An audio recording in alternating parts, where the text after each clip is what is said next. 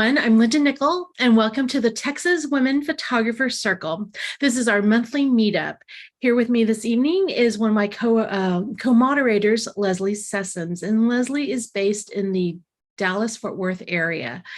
We have two other moderators. Sue Pitts is in Georgetown, and Charlie Hickman is based out of San Antonio. I'm Linda, and I am based in Austin. Every month, we invite a guest to share their photography and some of their favorite tips and techniques to help us all improve our own photography and inspire us to try something new. The schedule for upcoming presentations is on my website at lindanickell.com, as well as the links to previous sessions that are on my YouTube channel called Linda Nickell's Happiness Hour. Tonight's guest is Bridgett Piernik-Yoder.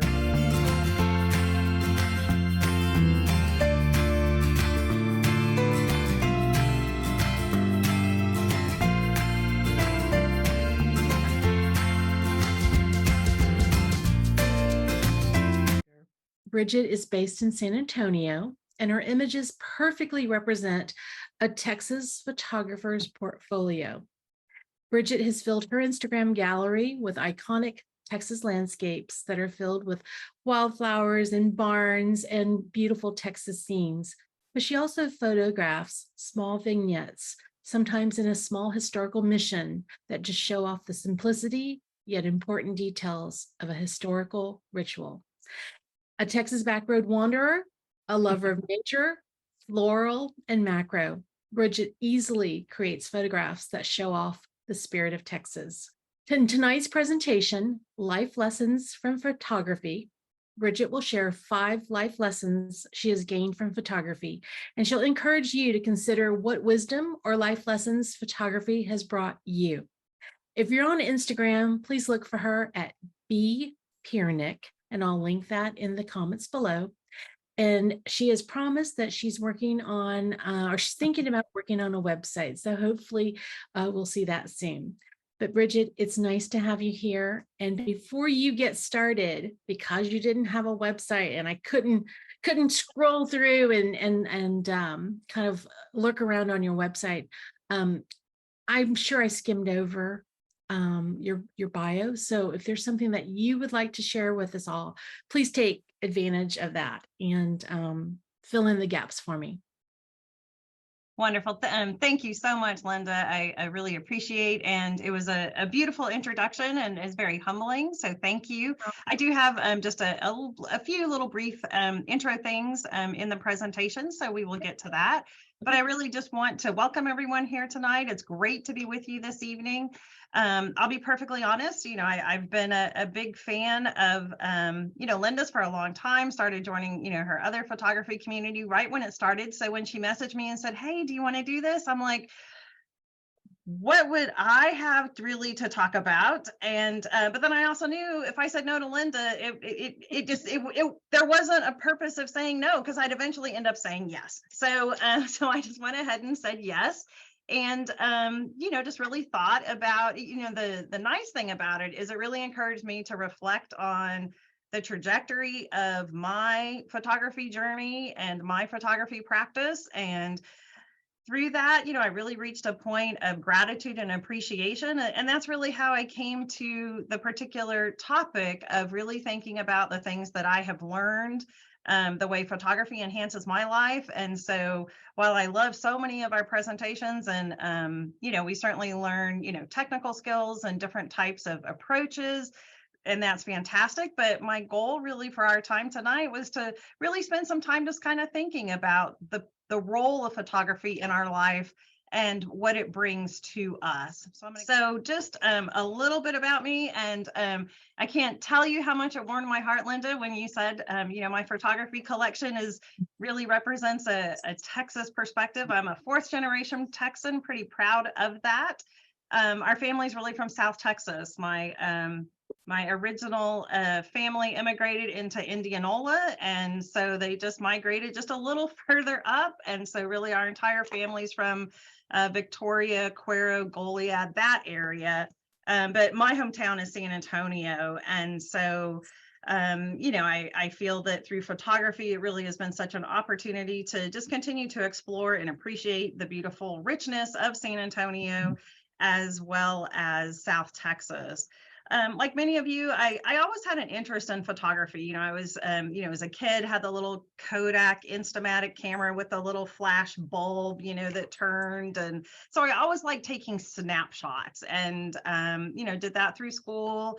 I had a little bit nicer camera with interchangeable lenses. That was, I think it was my high school graduation gift. And so had that through college. And, again, really more just kind of a snapshot, friends, things at college, different types of activities. And so I would say that really my serious interest in photography was sparked several years ago. And it really began with the gift of my current camera, which was a birthday gift from my spouse. And so I was like, okay, here's my chance to, really at this point in life, really pursue this as a hobby, to really learn more about it, because especially through social media, I would look and I would see images that I liked a lot. And I was just like, oh my goodness, that's so beautiful. I wonder if I could even approximate trying to take some images like that. So with the gift of a mirrorless camera, that really was my introduction, and really just started exploring how to really become more creative through photography as a form of art.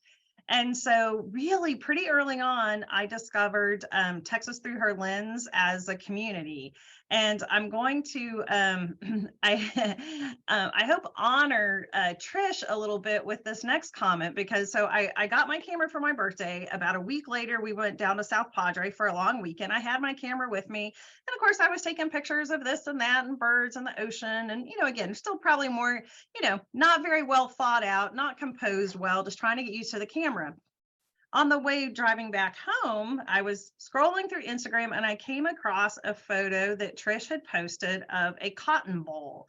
And I just thought that was just the most beautiful image, and just the way it was composed and the detail and the depth of field that was shown. I was like, that's the kind of image I want to aspire to be able to create through photography. And so on one hand, it's really exciting to be with this group, because then also Valerie Hoffman was another one who I discovered online really quickly, and really would go through and look at those images and just notice, what was the distinction between snapshots, like I was very used to taking, and, I had fun, but then really being much more intentional about the types of images being created.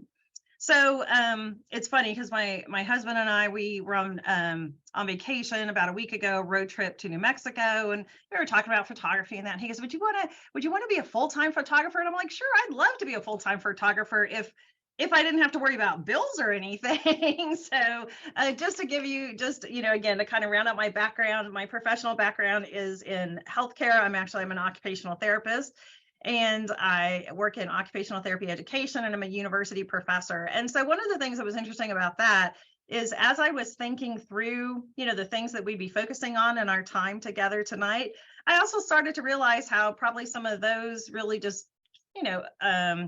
philosophical approaches also inform my photography and the things that I've learned through photography as well. I do really enjoy nature photography, floral photography. I do like being out on back roads. There are plenty of rural areas just outside of San Antonio. I really enjoy capturing scenes in San Antonio, so many historical features of San Antonio, as well as cultural features. I do enjoy a lot of macro, and if not macro, just really kind of up close photography.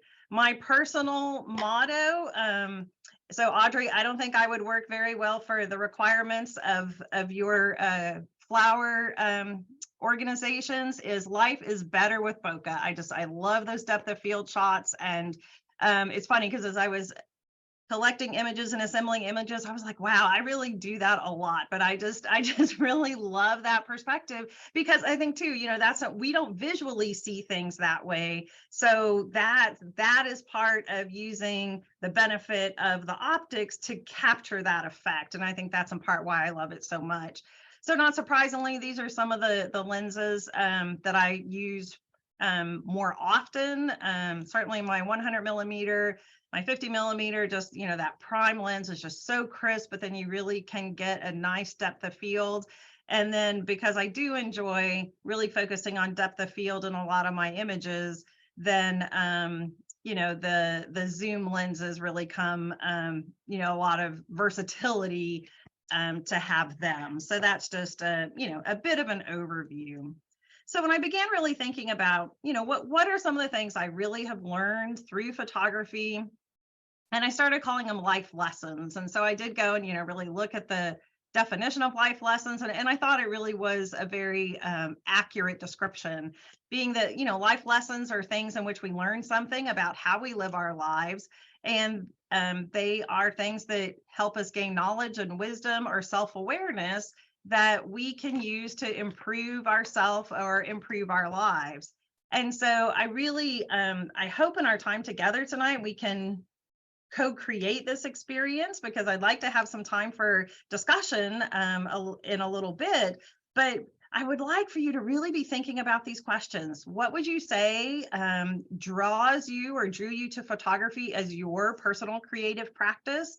And how do you stay inspired and passionate about your photography? And then what life lessons would you say that you have learned? So in really thinking about the things that I have learned and how they affect my life, it just really filled me with such tremendous gratitude to have the ability to engage in photography. And it was through that I was able to come up with what I really called 5 life lessons that I feel I have gained. And so the first is really that all seasons have something to offer. I have found that to be very true in photography, and that actually has been a really parallel concept in life as well, because we all certainly go through periods where, things are, going really well. They're exactly how we want. We go out and the, blue bonnets have bloomed fantastic. The weather is perfect. There's, everything just couldn't be any better than what we imagined. And we have periods in our life that are like that too. But we also know that we have periods that are more difficult in our life.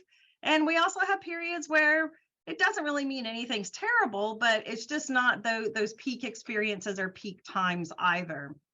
And so as I really reflected on the cycle of photography, I really felt that this was a lesson that was very valuable in recognizing that, yes, we certainly appreciate those seasons when, we're excited about things and things are going really well. But then it's also important to recognize that even at times when we may not be quite as excited about something, or maybe we're waiting for something that we think is going to be happening soon that's going to be better, there are still things to offer in those quieter or more challenging seasons also. And so, these images, I could look through and just say, yeah, I mean, this was like this, picture perfect fall day on the Frio River.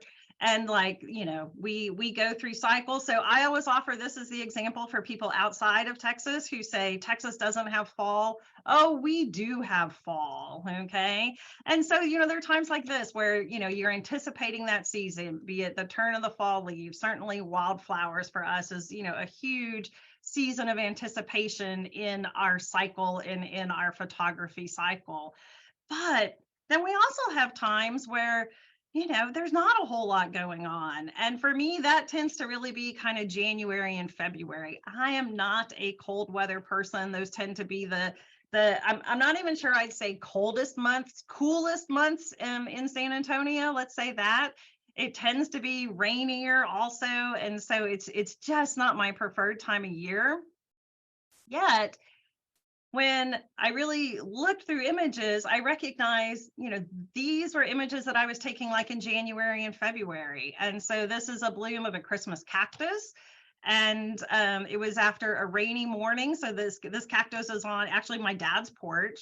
And so, with my 100 lens, the ability to capture, I mean, to me, what was this incredible beauty, not only the color, the delicate little blooms, as well as the water droplets, were such an important reminder that if you said, okay, if you're going to get up on Saturday morning on a rainy, chilly January morning, are you going to find things that, you're really excited about to go photograph? And the answer really is, yeah. I mean, it still is always there, and it's still always around us.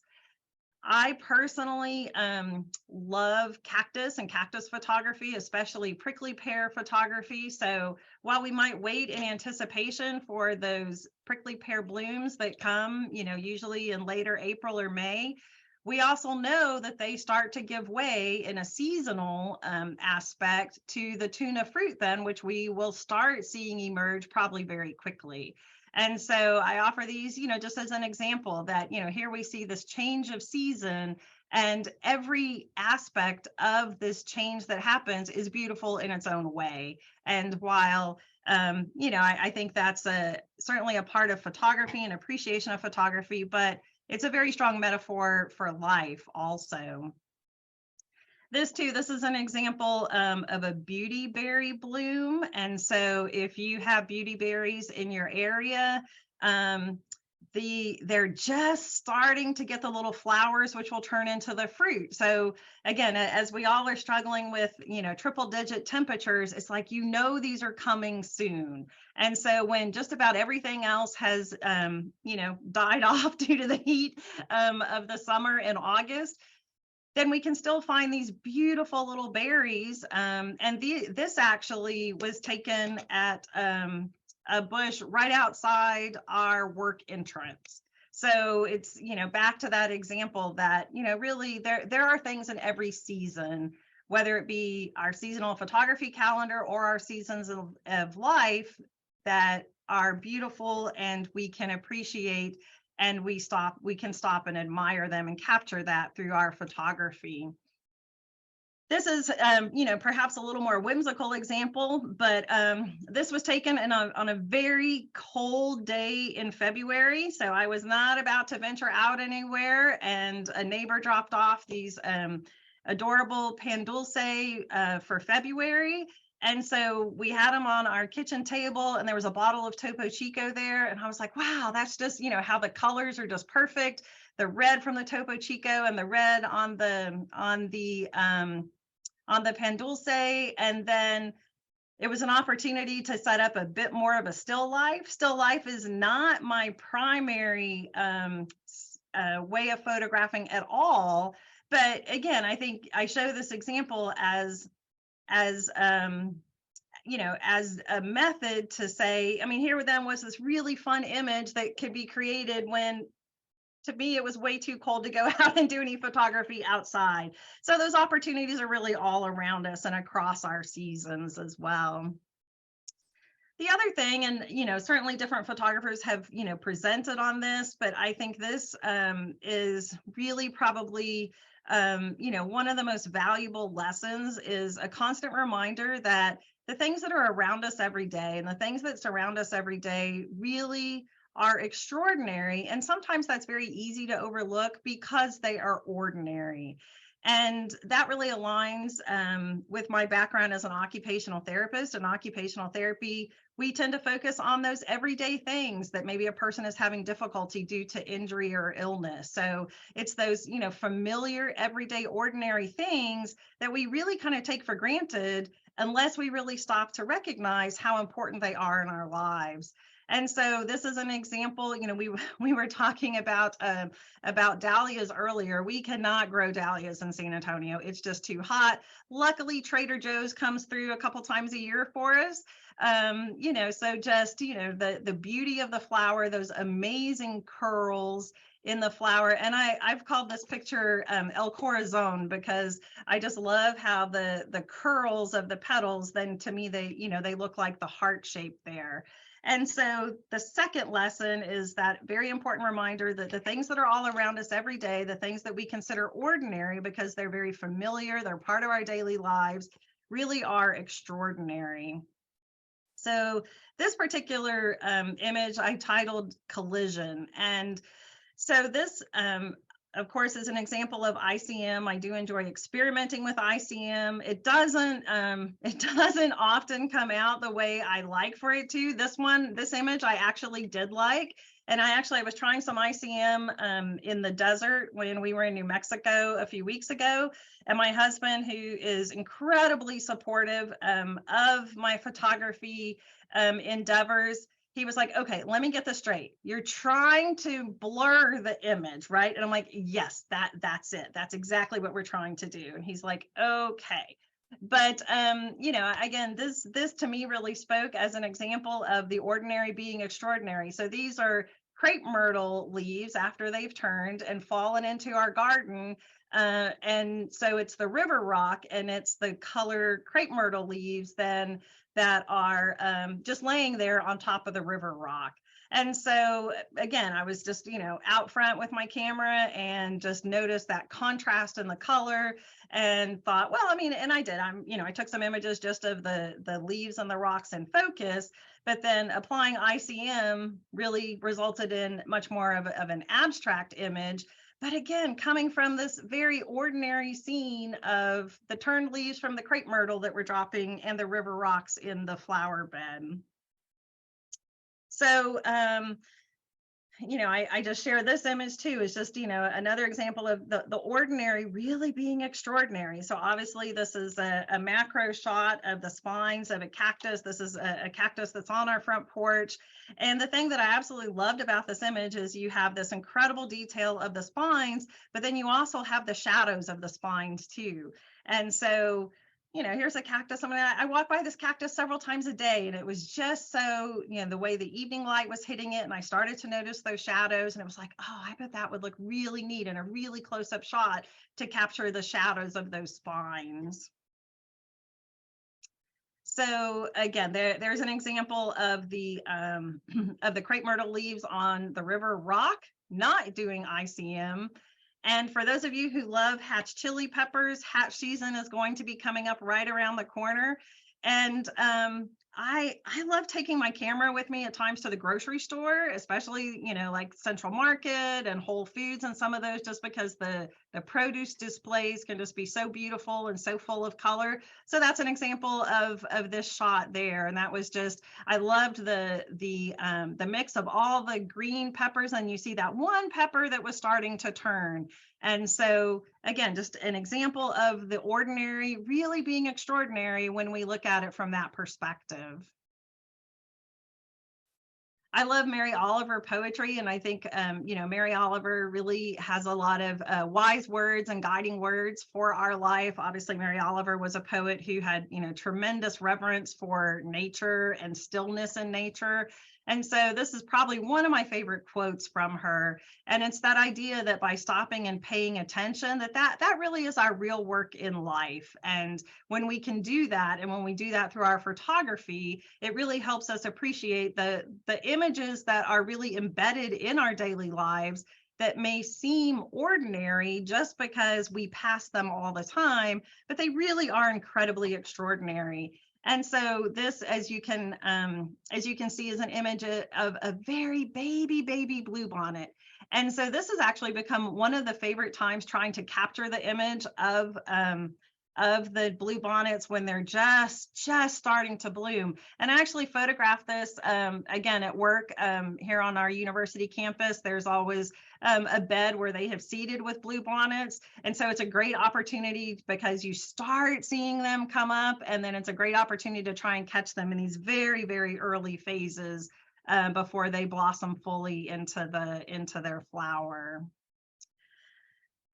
This was probably one of the most powerful life lessons for me, and it was not something that I would have necessarily expected going into photography. And I have come to really think about photography as a creative practice, and we'll talk in just a second about the meaning of practice, but then what that does for the quality of our life. And I really kind of settled on this phrase that it nurtures the soul. And I'll share with you, for me, how that really has occurred in my life. And so I think when we're talking about that, I think this quote is really, is really fitting, that yes, it's the image, but really it's the emotion that we're expressing through that image that really helps awaken us. And you're probably familiar with some of Guy Tall's writings and his book, and he really talks about that like you can go out and you can create the most technically perfect image, and some people strive to do that because that's their focus. However, it's really being able to carry the essence and to be able to communicate the essence of that scene that really is the beauty and the value of participating in photography. So this particular scene was this was a Texas backroads day. So I said to my dad, come on, we're going to go take a little trip. And we just kept driving and driving. So this was in late August after, cotton was harvest. And this was on a back road, but not terribly far off of going down 37 South. And I was just so struck by this because looking in this direction, it just looked like this really incredibly, rural, desolate area where you see these bales already made up. And the sky was this beautiful pale blue in the afternoon. And I was so struck by the contrast of the yellow with the blue sky. And so this particular image actually was selected to show as part of the Texas Photographic Society in 21. And so it's just an image that really spoke to me when I saw the scene. And so really trying to capture the feeling of that expanse while this cotton harvest was going on. This too is, just an example of, how we see those details and then the beauty that it creates and that meaning for us. And so this was right outside my dad's house. And again, you can see it's, after a rain, and you see those little berries on the red tips. And so I just share this as an example where it's that, that ordinary scene that we pass by in our life, but it creates this moment of beauty for us. And so I really like, the concept of thinking of our photography as a practice, because I think it denotes certain things. It denotes, really this ongoing learning, and really that there's no end point. And I think for most of us, that probably is really one of the things that attracts us to photography. There is always something new to learn. It requires consistency of effort. And, there really are a lot of opportunities to reflect on our growth as a photographer. I'm sure we've all looked back at images that we've taken in the past, or as we were learning a new technique. And even at that point, you thought, okay, yeah, that's pretty good. And now you look back and go, wow, I really have, changed in that technique, or my composition skills have really changed. So I think the fact that that really helps, feed our interest and our enthusiasm is one of the really special things it brings to us, because it is really that balance of technical aspects with creative aspects. So one of the other things for me that photography has been instrumental is learning to live with grief as part of life. And so, interestingly, photography came to me at a time in my life shortly after my mother passed away, and my mother and I were extraordinarily close. She had a lot of physical disabilities. She was disabled my entire adult life, but she was a person who always appreciated beauty, found beauty in the world around her, even as circumstances for her and for our family changed.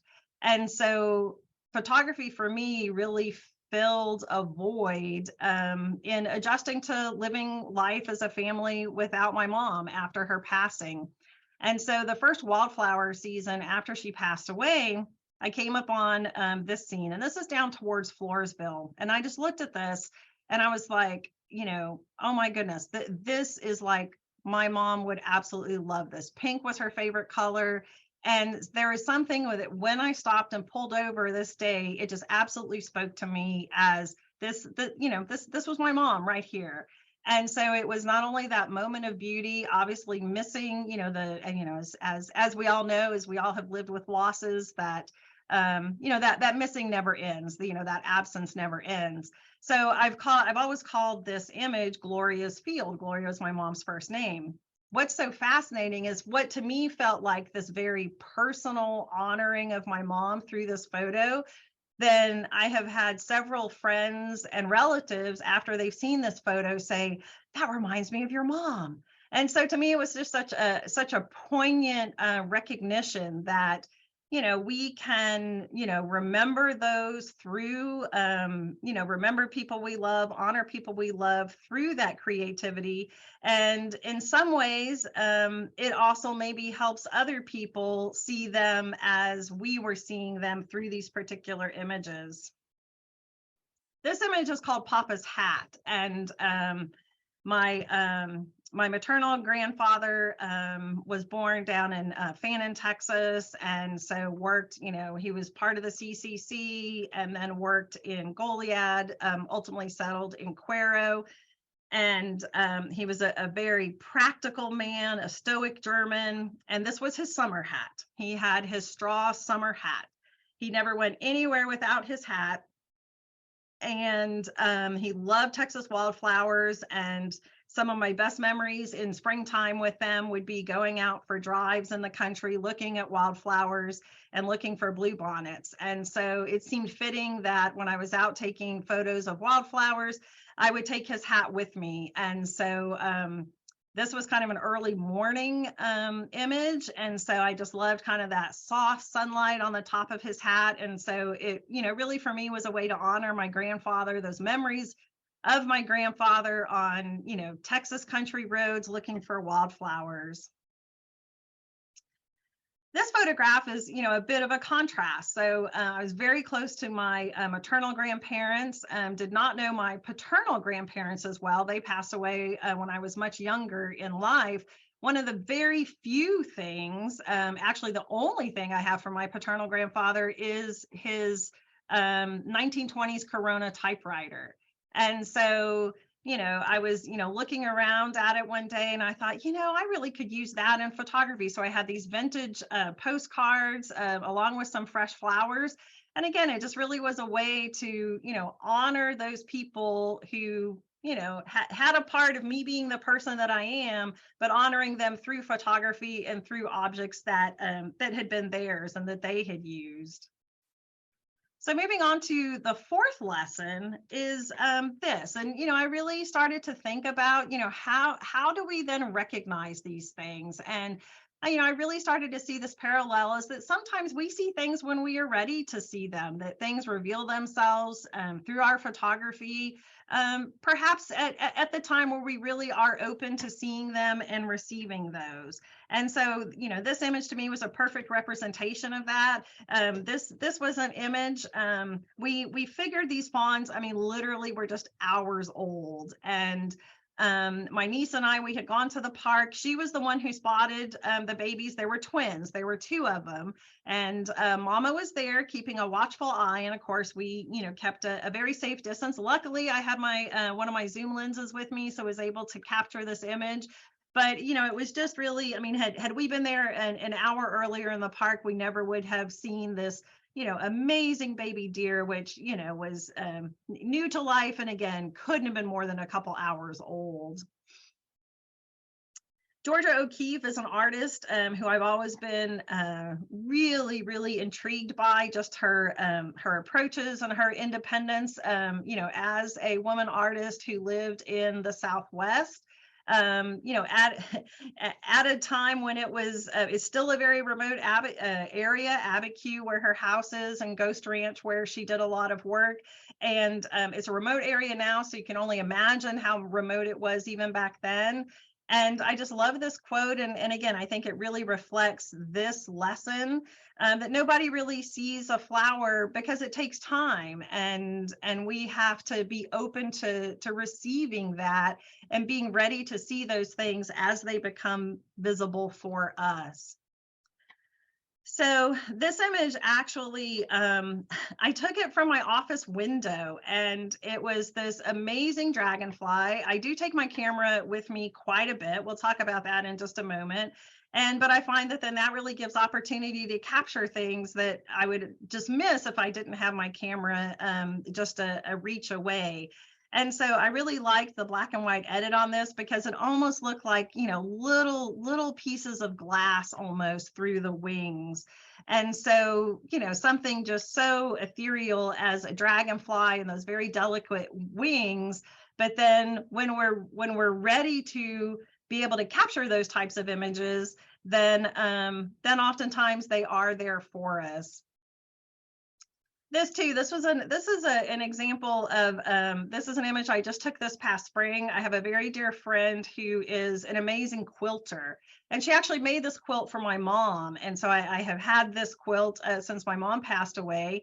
And so I began to think, well, what else can I do in wildflowers? I mean, we all love going out and taking pictures of wildflowers, but sometimes I think like, okay, what could be different? And so I'm sitting there and the quilt is in my house, and I thought, those colors really could be absolutely perfect in the wildflowers. And so it just really was an opportunity to bring something that was, really personal and significant as the quilt.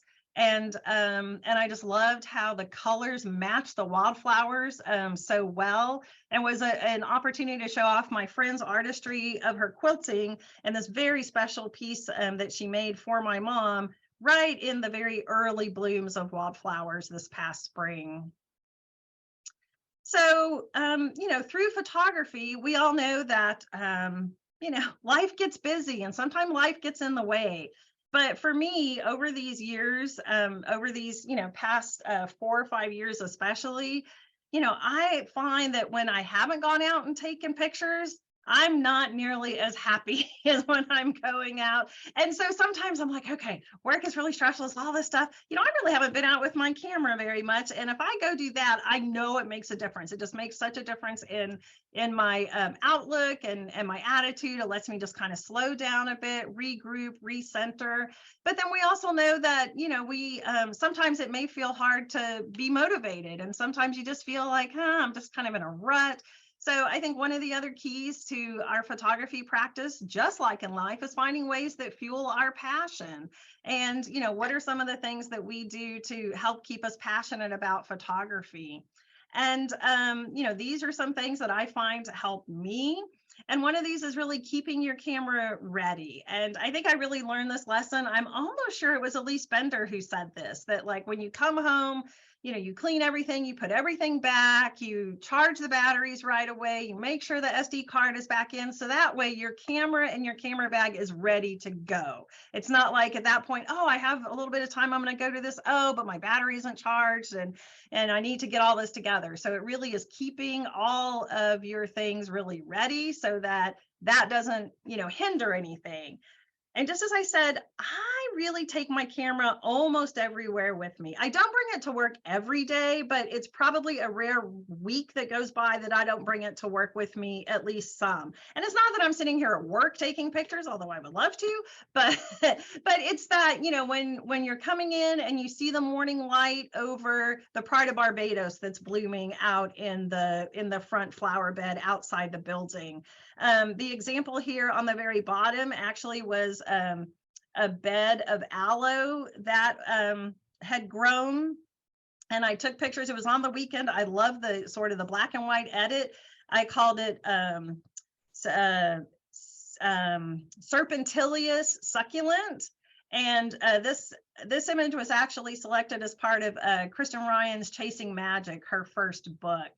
And then, of course, being able to have your camera with you all the time, then you're, capturing those, iconic things. And, certainly in San Antonio, there are a lot of those. And so this was an image that I've called Alamo Christmas.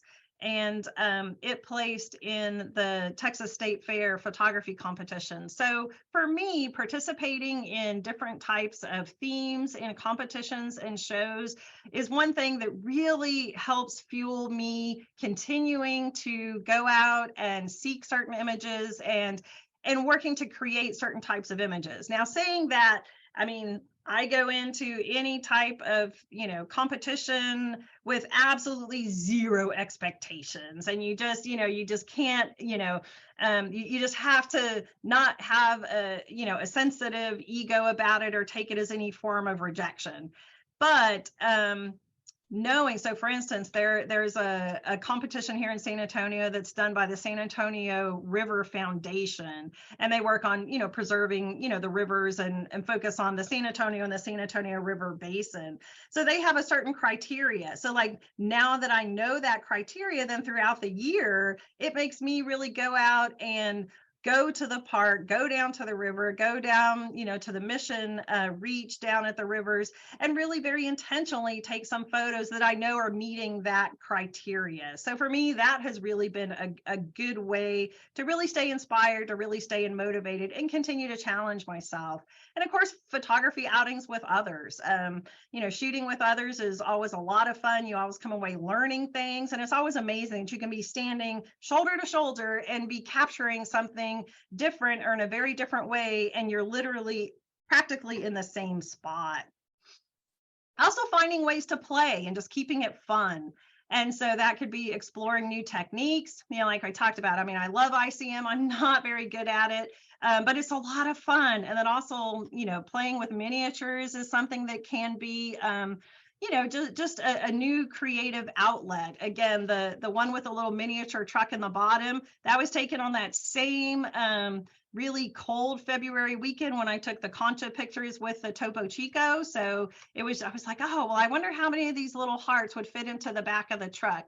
And then the one on the top was using miniatures. I had literally bought the ingredients to make homemade salsa and this new succulent. And I was like, oh, this is kind of like salsa tourism. And so I had the little miniature there with the camera, and everyone's, looking on there at the peppers. So just finding ways to keep it fun, keeping that aspect of play in photography, also really, I think, is a good metaphor that we have to find those things that are bringing us joy and sparking, that creative aspect in us.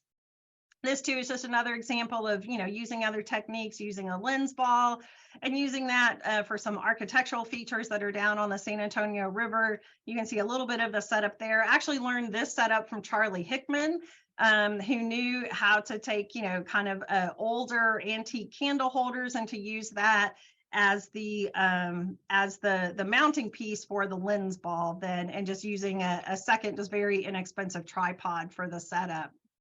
So I just, again, when Linda asked me about the presentation, I can't say I have any particular expertise. I like to, experience kind of a broad range of photography, but through that process, it really made me reflect and made me think of, what are the things I have really learned through photography, and what are the life lessons that I've learned through photography. And it really just helps me also come away just with this tremendous gratitude for having the ability to, enjoy such a form of expression that really brings such meaning to daily life.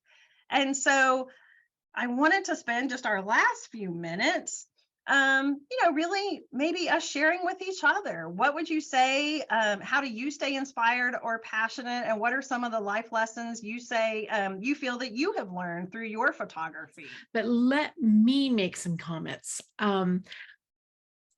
I am sitting here just as giddy as I can be, because when I'm flipping through people's Instagrams and I see these photos and I'm like, oh, that's really good, or that's really clever. Why didn't I think of that? I feel that way a lot when I flip through your pictures, because when they come through the feed, they're so different.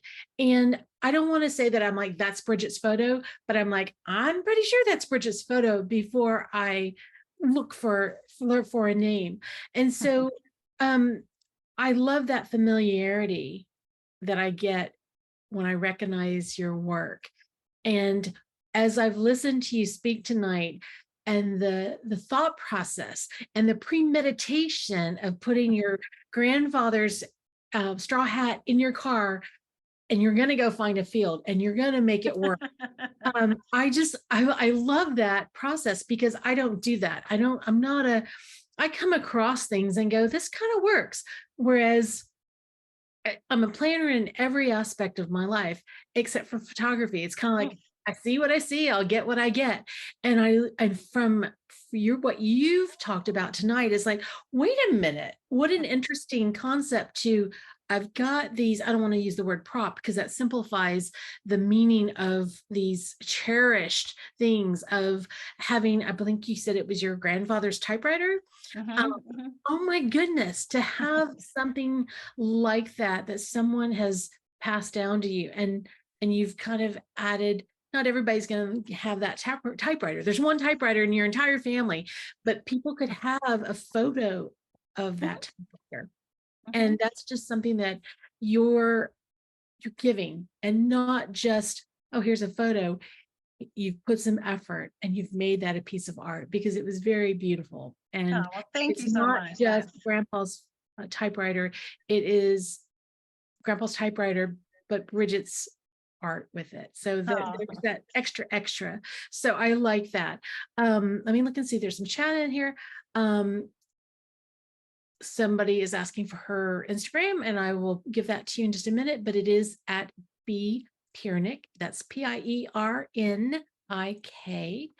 There is a question in here from Audrey. She wants to know, do you have a particular lens that sits on your camera as your grab and go?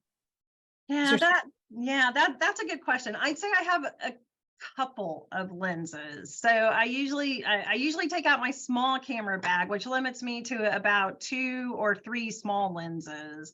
And so I nearly always take a zoom lens with me, just, for the variety and the range. Often my 55 to 210, because it's lighter. I have actually a borrowed 70 to 300 Tamron right now, which I do like, but it is a bit heavier.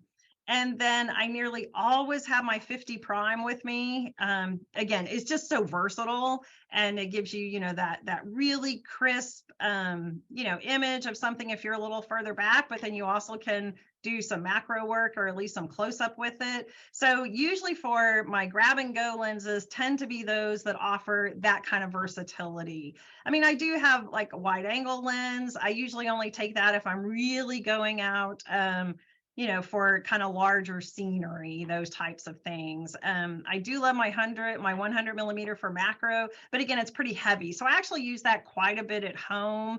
I may take it like to the botanical garden with me, but I can't shoot handheld with the 100 millimeter. So like our botanical garden, you can't take a tripod with you. I mean, so that's why I end up using it, like at home quite a bit. So I would say my 50 millimeter, as well as one of the zoom lenses, are the ones that are my, if I'm just heading out, or I'm just taking my camera with me to have it with me, then to me, those offer a lot of flexibility. Yeah. Okay. That's that was actually a very good question, Audrey, because sometimes we do get it. I do get caught up in gear sometimes, but sometimes, a lot of people love that 50 millimeter, and I have one. I rarely throw it on the front of my camera, and I don't know why that is. And it's kind of a nice little reminder, like, hey, you could do something different with it. I think I'm so caught up with everything I want to photograph is far away. So I live in the Zoom world. And some of the stuff that I photograph, I can't zoom with my feet because I don't know what I'm going to step on. So 50 millimeters is a little scary sometimes, but I do like it when I'm out doing street photography. So that's that. Yeah, it's really handy. I'm going to read a comment from Trish. Wonderful presentation, Bridgett. You are so talented, and I always look forward to seeing what your next shot will be. And that is a very, very true statement. So thanks for sharing that, Trish. Thank you, Trish. There's some nice comments in here for you, Bridgett. I don't see anybody that wants to participate in your Q&A, or like we've got a shy group. I don't know why that is, but we do. We're more observers. But I think that you said enough things to trigger some thoughts. And whether people are willing to admit it or not, there are things that you've said tonight that resonated. They resonated with me. I'll say this, I listen to a lot a lot of presentations. I host a lot. I know a lot of photographers, and this was one of the sweetest, inspirational presentations that I have listened to in a long time. Oh, thank you. It's a kickstart. It's a kickstart. There's a lot of stuff that you've said, and then you backed it up with photos that that just kind of fit, and it's such a beautiful balance of thoughtfulness and creativity. And when you're willing to go on the limb and share those things with other people, that just means the world to me. And you did that tonight. I got a text from Valerie, and I'm gonna just tell. I very rarely check my phone, but it blinked, and I was like, "Oh, the light was off." And I looked, and it was from Valerie, and she said, "She's knocking this out of the park." And I'm like, "Yep, I'm sitting here so proud." So those are the things that we don't. Sometimes we just go through. We're just taking photos. Sometimes it's just for us. Sometimes it's just your husband that might be looking at your photos, but you don't know who's out there looking and who you're inspiring. And just for the record, you inspired me tonight. So thank you. I know it takes a lot of effort to put presentations together, and it takes you away from whatever else you might have been doing. Maybe that's folding laundry or out photographing, but I sure appreciate you coming and sharing, because the more people we can get to share their work, the more people we're going to get off their couch and get outside or stay inside and play with their cameras. And that is my goal for these presentations. So thank you for letting me. I didn't even have to nudge or beg or anything. You're just like, "Yes, I'll do it." And I'm like, "I need more people like this." Well, I knew resistance was futile, so I just said yes. And It is, but sometimes people make me work for it, and I just those people need to stop. They just need to stop. All right, everybody, thank you, Bridgett, for doing this. It's so nice to be able to add this to the content of the Happiness Hour YouTube channel, because somebody is probably going to also experience, I'm in a rut, I just might stumble across it, and you might be able to spark some creativity and get people motivated to go and do something and create. And that's what we're all about here. All right, you guys can connect with Bridgett on Instagram at @bpiernik. That's B. Piernik is her last name, Piernik. I'll link that in the show notes so that you can just quickly get to her Instagram. Hopefully, when you get that website up, Bridgett, let me know and I'll update the links, and I'll stick it on there. I'm not ready to go back and do it. And so our next meeting, everyone, is on Thursday, August 3rd. And one of our moderators, Sue Pitts, who didn't put up a fight either. I know she wanted to go, I don't want to do this, but she didn't put up a fight. She's going to be here to share her presentation, and that is entitled Serving Nonprofits as a Photographer. So until next time, I hope that you get a chance to get out with your camera. I know it's hot. I know it's really difficult to even think about being creative in the heat, but pull it out. Set up something on your kitchen table. Go get a bouquet of flowers at the grocery store the next time you're there. Play, have some fun, and I hope that we'll see you back here in August.